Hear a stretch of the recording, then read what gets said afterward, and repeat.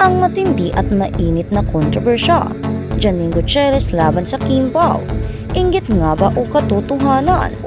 Sa mundo ng showbiz, hindi na bago ang intrigang bumabalot sa mga sikat na personalidad. Ngunit, ang kasalukuyang isyu na kinasasangkutan ni Janine Gutierrez, Kim Chiu at Paolo Avellino ay tila umabot na sa bagong antas ng tensyon.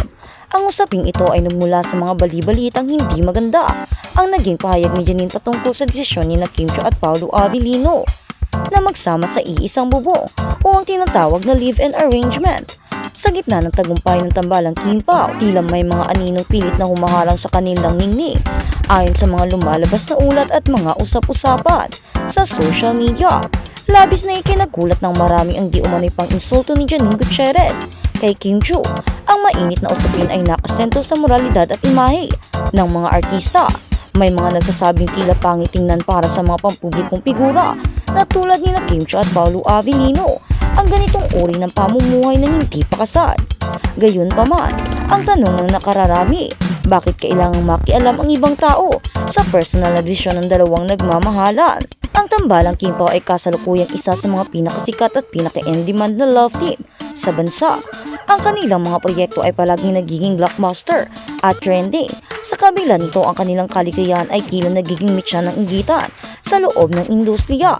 Maraming netizens ang nanginala na ang mga pambabatikos na ito mula sa kampo ni Janine at maging ng iba pang personalidad tulad niyan ay isang paraan lamang upang muling mapag-usapan ang kanilang mga pangalan.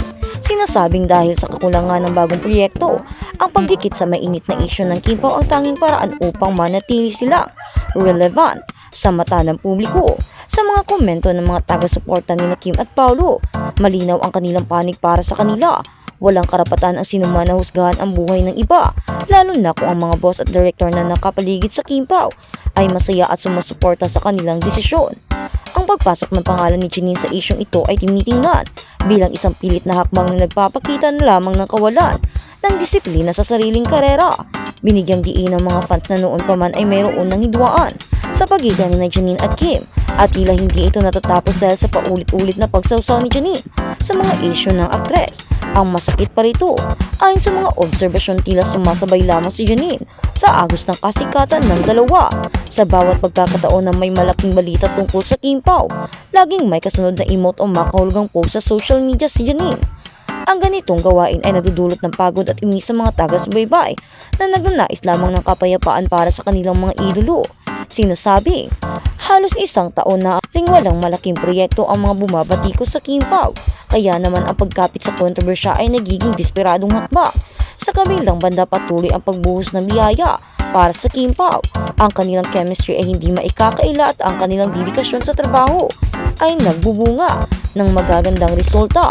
Ang mga mapanglait at mapanghusga ay tila nagiging background noise na lamang sa gitna ng matamis na tagumpay ni Kim at Paolo. Sa huli, ang katotohanan ay mananatiling nakatayo. Ang pagmamahalan at suporta ng mga tunay na nagmamalasakit ang mananaig sa laban sa anumang paninira. Ang isyong ito ay nagsisilbing paalala sa lahat na sa likod ng kinang ng kamera may mga tao na nasasaktan at may mga taong emosyon na nagsasagasaan. Ngunit hanggat may mga taong handang tumayo at ipagtanggol ang katotohanan, ang hustisya para sa reputasyon ng mga biktima ng pang-iinsulto ay makakamit, ang Kim Pao ay mananatiling matatag habang ang mga pilit na sumasawsaw ay kailangang harapin ang sarili niyang kawalan ng direksyon sa karera. Sa gitna ng lahat, ang panawagan ng mga fans ay simple lang. Hayaan ang Kim Pao na maging masaya at ituon na lamang ang atensyon sa pagpapaganda ng sariling buhay at karera. At sa kabilang banda, pamagat ang tamis ng pagmamahalan, Paolo Avellino pinatunayan ang pagiging bahagi sa buhay ni Kim Chiu. Sa mundo ng showbiz, madalas ang nating makita ang mga artistang nagpapakita ng suporta sa isa't isa sa pamamagitan ng social media posts. Ngunit iba ang naging level na pagpapakitang gilas ni Paolo Avellino para sa kanyang pinakamalapit na kaibigan at napapabalitang pinakamamahal niyang babae. Hindi maitatago ang tuwa at pasasalamat ng mga host ng naturang show, lalo na ni Jong Hilario sa mga kumakalat na clips at balita. Kitang-kita ang kasiyahan sa mukha ni Jong habang ipinapakita ang masasarap na pagkain na ipinadala ni Paolo Avellino. Tinawag pa nga ni Jong si Paolo bilang asawa ni Kimi sa kanyang pabirong pasasalamat na lalong nagpakilig sa mga tagahangan ng tambalang Kim Pao. Ang simpleng gesture na ito ay hindi lamang tungkol sa pagkain. Ito ay isang malinaw na simbolo ng pagpapahalaga After nga daw makauwi ni Paolo Avellino ay di ba pumunta siya doon sa show. Pagka kinabukasan daw ay nagpadala na naman ito ng pagkain. Sa likod ng bawat tagumpay at ngiti ni Kim sa harap ng kamera, tila may isang Paolo Avellino na laging handang sumuporta.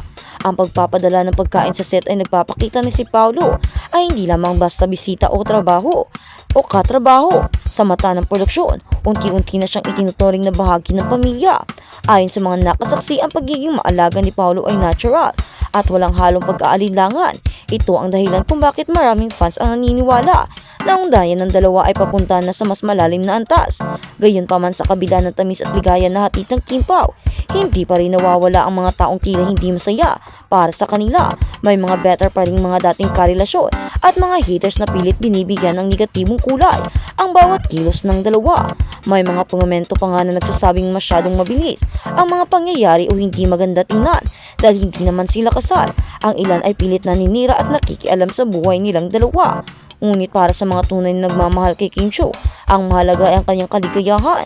Marami ang nagtatanggol sa kanya at marami rin sa kanila ang kaysa maging pakialamero sa buhay ng iba. Ang mga taong pilit na naninira ay madalas na inihalin tulad sa mga taong may itinatago ring baho. Ang suporta ng H-Showtime family kay Paolo ay isang malaking indikasyon ng tanggap nila ang Paolo sa buhay ni Kim Chiu. Ibig sabihin nito, nakikita nila ang magandang epekto ni Paolo kay Kim. Ang kwentong ito ay hindi lamang tungkol sa isang artista na nagpakain sa kanyang mga katrabaho. Ito ay isang paalala sa gitna ng magulo at mapanirang mundo ng showbiz. Mayroon pa rin mga tunay na ugnayan na nabubuo base sa respeto, pag-aalaga at suporta. At isa na doon si Paolo Avellino. Ang kanyang pagpapakita at pagbibigay at pagpapahalaga sa mga taong mahalaga rin sa buhay ni Kim Chiu ay nagpapakita kung gaano niya ito nire-respeto. Pinapakita niya kung gaano niya kamahal ang dalaga at pinapakita niya kung gaano niya ito pinapahalagaan. Kaya naman, Kim Chiu, ang swerte-swerte mo na kay Paolo Avellino. Ang bawat piraso ng pagkain na ibinahagi ni Paolo ay parang bawat piraso ng tiwala na ibinibigay niya sa pamilya ni Kim. At ang lumilipas ang panahon, lalong tumitibay ang paniniwala ng publiko na si Paolo Avellino na nga ang lalaking mag-aalaga at magpapanatili ng ngiti sa labi ng ating paboritong Kimi. Patuloy tayong sumuporta at maging saksi sa mas marami pang matamis na sorpresa mula sa nag-iisang Kim Pao. Patuloy nating suportahan sila hanggang sa sila na ang magiging happy ending. Dahil iyon naman talaga ang nakikita ng mga tao na sila na ni Kim Chiu ang magkakatuluyan. Dahil hindi naman ganito mag-i-effort si Paolo Avellino kung hindi siya seryoso kay Kim Chiu. At hindi rin ganito ang pagtitiwala ni Kim Chiu kay Paolo Avellino kung hindi niya nakikita na si Paolo na ang para sa kanya. Makikita natin kung gaano nila pinapahalagahan ang isa at makikita din natin kung paano nila tinatrato ito. Hindi man at wala man sa pag-aalinlangan ay makikita natin kung gaano kamahal ni Paolo Avellino si Kim.